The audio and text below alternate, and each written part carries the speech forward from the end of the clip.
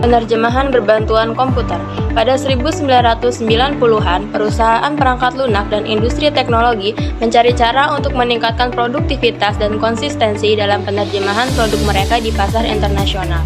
Dengan berkembangnya teknologi komputer dan internet, perangkat penerjemahan berbantuan komputer diperkenalkan. Alat utama dalam perangkat penerjemahan berbantuan komputer adalah memori terjemahan, yang menyimpan teks terjemahan dan teks sumber untuk digunakan kembali. Memori terjemahan memungkinkan penerjemah untuk menerjemahkan ulang teks yang serupa dengan cepat, serta mengelola terminologi khusus. Selain itu, memori terjemahan terintegrasi dengan perangkat lunak tambahan yang mendukung pengelolaan glosarium dan berbagai data linguistik. Meskipun penerjemahan sebagai disiplin ilmu berkembang, adopsi teknologi penerjemahan masih lambat. Dengan banyak aspek teknologi lebih diterima di industri daripada dalam akademia. Dengan perkembangan perangkat penerjemahan berbantuan komputer, penerjemah dapat membuat koleksi terjemahan yang dapat digunakan kembali untuk pekerjaan mendatang atau penelitian. Penggunaan memori mesin telah meningkatkan dalam 2 dekade terakhir, meskipun banyak penerjemah merasa jenuh dengan pekerjaan di organisasi besar. Selanjutnya, penerjemahan mesin.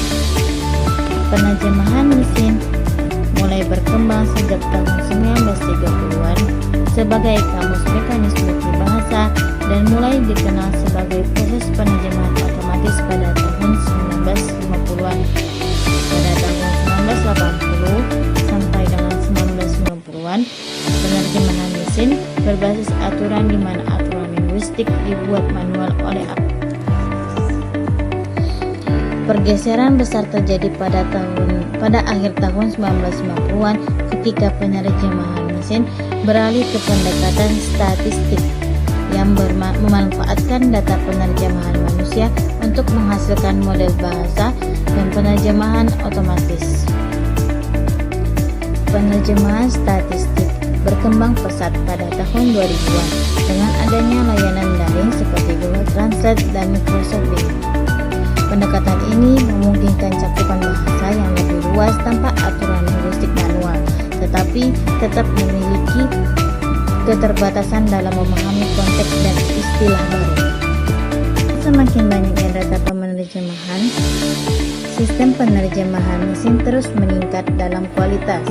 Namun tantangan utama terletak pada kualitas data yang digunakan dan keseimbangan antara jumlah data dan kecepatan pemrosesan.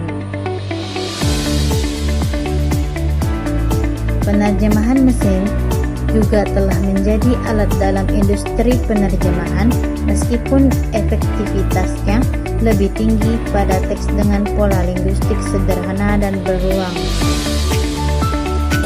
Selanjutnya, dampak pada proses dan produk terjemahan. Yang pertama, mengubah alur kerja penerjemah yang membutuhkan kompetensi teknis baru. Yang kedua, memunculkan jenis konten baru seperti situs web, video game, dan perangkat lunak yang membutuhkan pelokalan. Yang ketiga, menciptakan peran profesional baru seperti penyunting pasca dan spesialis pelokalan. Yang keempat, meningkatkan produktivitas namun menurunkan remunerasi penerjemah. Yang kelima, batas yang kabur antara penerjemah oleh mesin dan manusia.